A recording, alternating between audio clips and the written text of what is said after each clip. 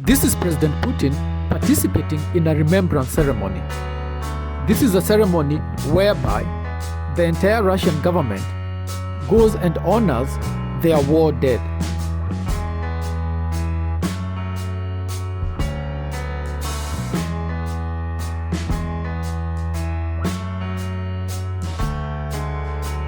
And this is the entire government that comes out to honor their war dead. In other words, they are honoring their ancestors. They are honoring their fathers. They are honoring their grandfathers. They are honoring their great-grandfathers. And this is a very solemn and important ceremony for them. No one in the government is allowed to miss it. And all of them come out.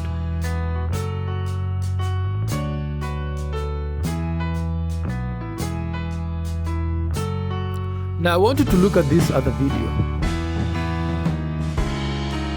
Now this is in Kenya. These are Kenyan Armed Forces troops. And they are having a similar ceremony, a remembrance ceremony. And the difference is these Kenyan troops are not honoring their fathers, their grandfathers, their great-grandfathers. No, they are saluting dead European colonialist troops.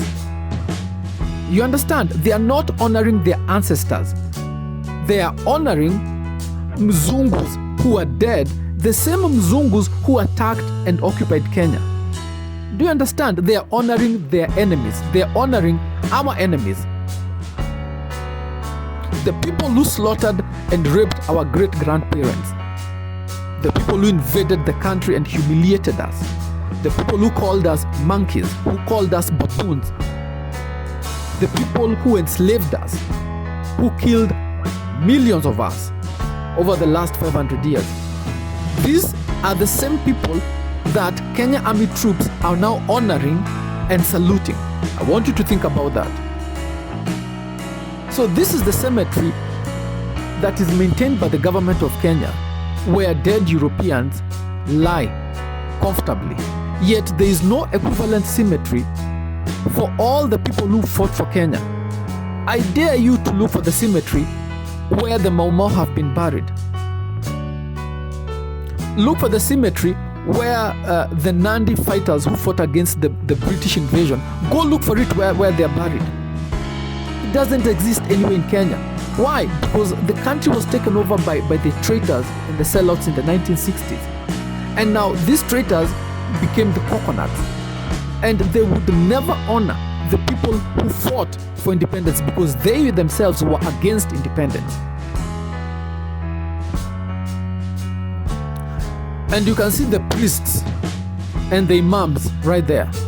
They are not there to pray for the souls of our war dead. They are there to pray for the souls of our invaders. I want you to think about that. You tell me, what could be wrong with the brains of these African men?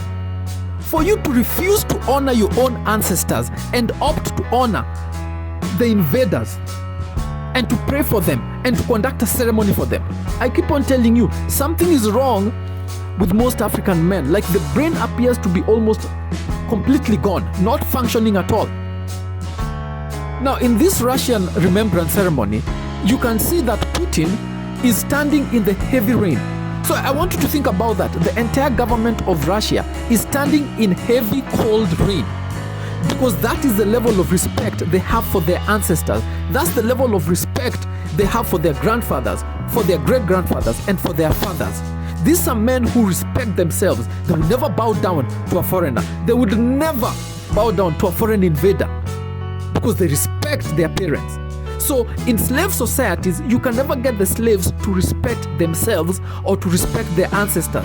In fact, when you look at all the things that African men do today in Kenya, it is all about worshipping foreign men. Even when you go to church, you will find a statue of a European that the African men are worshipping as their god.